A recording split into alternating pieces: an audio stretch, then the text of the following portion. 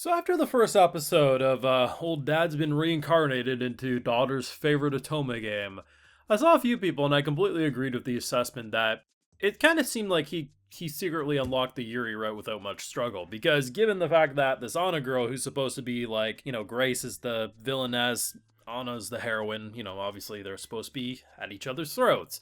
Very quickly, she was flustered, blushing, but I mean, it wasn't guaranteed. I think after episode 2, yeah, it's guaranteed. This man's like, he's like just driving down coasting without much struggle that pretty much everyone is going to probably fall in love with him. But it's kind of hilarious the fact that despite following the tropes of characters like I need to be villainess but very clearly is not being villainess, the difference here is you have a middle-aged otaku who maybe isn't super familiar with Otome game style stuff, but is a weeb through and through, and passed that to his daughter, who then found her own passion of weebery to deal with. And the fact that he's like, okay, this is how I need to say it. This will be villainess. Shit, the way I said it was completely other than that. And it more or less feels like, yeah, the Yuri route has more or less been secured, but I'm not going to be surprised if literally everyone's on his bingo card of who he has options with. And it's very funny because I honestly mean it. I said it last week, but I was like half joking, but I'm like fully committing to it at this point. This is best boy of the season. There's something so great that rather than just taking a fish out of water where he's like, oh, here's this salary man, doesn't know what he's doing. No, this is a dude who was working with weeb marketing. Like, the dude top to bottom is just an otaku, and he doesn't come across as creepy. He doesn't come across as like this weirdo, like, oh man, here's this 40-year-old guy who, no, like, he's just a jolly fellow. Like, he just seems fantastic. And they're definitely making me suspicious on if there's going to be a deeper reason to why Truck-kun got him, because some of the things in this episode definitely bring up that idea. But overall, I'd say this is an even better episode than last week, and that last week sold me completely. Of course, if you want to support my work and see my full thoughts, though, I do have a Patreon where we got those full live reactions if you're so interested. So, I think this is what they're implying, but at the same time, so they're talking, he's at his job or whatever, they're talking, and they pull away. But the scene where they pull away from doesn't look like it's in another room. It's almost like some otherworldly spirits being like, oh my god, like, this is the person, like, this is the guy. But you could interpret it as it was just a scene of, like, the higher-ups in his company saying that. But I don't think so, because the scene immediately after shows him getting hit by Truck-kun, which means Truck-kun, wanted him. Of course, I made the joke last week that Truck-kun's just a sick bastard, but, of him being selected on purpose, not a freak accident. I wonder what the purpose is, because we do get information in this episode, which is interesting, because the first episode confirms he gets the memories of this girl prior to him taking over her body. So there's no confusion. Like, he knows of all the bitchy and manipulative things he's done. And while he doesn't always remember right away, like, as what an example, what happened with the dwarf is the dwarf mentions how, like, hey, when you were a kid, you used to come by and always watch me work. And he's like, oh shit, I remember that.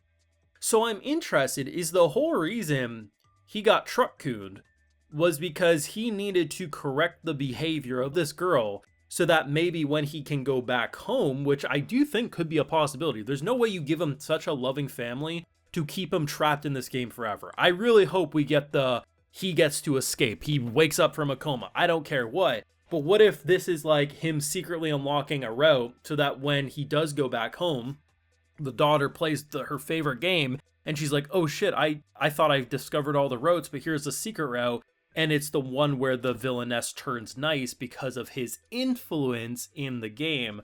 I don't know. They could go something like that. Between, the current Mappa isekai that we have going on right now. If you're not watching it, it's called Zenshu. It's pretty much being implied that she will probably go back home when that isekai's all over. If we have an Otome game also do the same thing, it'd be interesting if we got 2 in the same season that did that. Because it used to be the case of, like, if you were summoned into a world, you used to be able to go back home a lot more. But then it became very much not the trend, so I'm almost interested if they go that direction. I think there still is a way to keep him technically dead if the daughter discovers her dad's in the game. Because I think you can't introduce such a nice family dynamic, and especially with how lighthearted the show is, to actually keep him away from his family forever. I do hope at some point still that he's going to acknowledge the fact that, god damn it, I'm away from my family. Like, it's nice to get the flashbacks to see how he was with his family, but that is something I hope they touch upon at some point. But either way, my mind is definitely racing, but the core thing about this show that makes it work is the dad's personality. The dude is a weeb. Like, the fact that he's the type of weeb you're not ashamed to show people what anime fans can be like. He's not creepy, he's not perverted, he's just like a decent guy. And the idea that he's in a world where he's like, listen, I'm not really familiar with this, but I understand the basics and I understand a lot about this genre and medium. And I think when you look at the fact of what his reaction was in terms of the dwarf, I love too that he probably could have fixed that teapot by himself. We get confirmation about magic in this world. He could have just did a magic circle, said repair, and it probably would have happened. So why did he go to the dwarf? Because he's a nerd. He's a fantasy junkie and finally can be up close and personal to see how a dwarf would use their craft.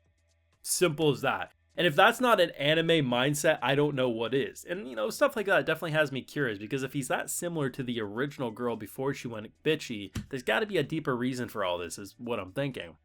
The magic stuff was actually pretty cool. It's nothing like revolutionary, but I do think it's very different than what you typically see in these shows as of late. So the idea of magic circles and using words as power, and how it dates back even to the Egyptians in this world, right? The idea that this man ends up summoning a giant golem. I thought it was a giant cookie, I gotta be honest. I wasn't sure what the texture was. I was like, is that the gingerbread man? No, he made a golem. And how do they defeat it? Not with like over-exaggerated magical attacks, no.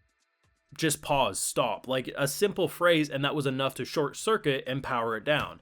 There's a lot of potential with the magic system in this world, and I'm really interested to see what they pull, but yeah, this is gonna be probably one of the best of the Villainess anime that have come out. And it does feel like we're saying this more and more as we get deeper into these shows, but it feels like now that, I don't know, the kind of Villainess isekai doors have been let open over the past few years, studios are actually adapting the better versions of these shows that aren't just super surface level, because they're no longer testing the waters. They're throwing us the gold at this point. Eventually, these shows will end up like the normal generic Kirito isekai clone shows where we get a dozen of them and they're mostly the same.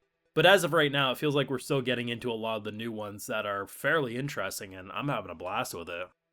I think this will be a great watch. I think he is unironically the best male character of the season. Hell, it takes a real man to be best girl, so maybe you could also call him best girl as well, given he's playing the girl version as well. Best boy, best girl, all in one. Can't ask for more. Let me know your thoughts and feelings down below. Theories if you got any deeper conspiracies like myself.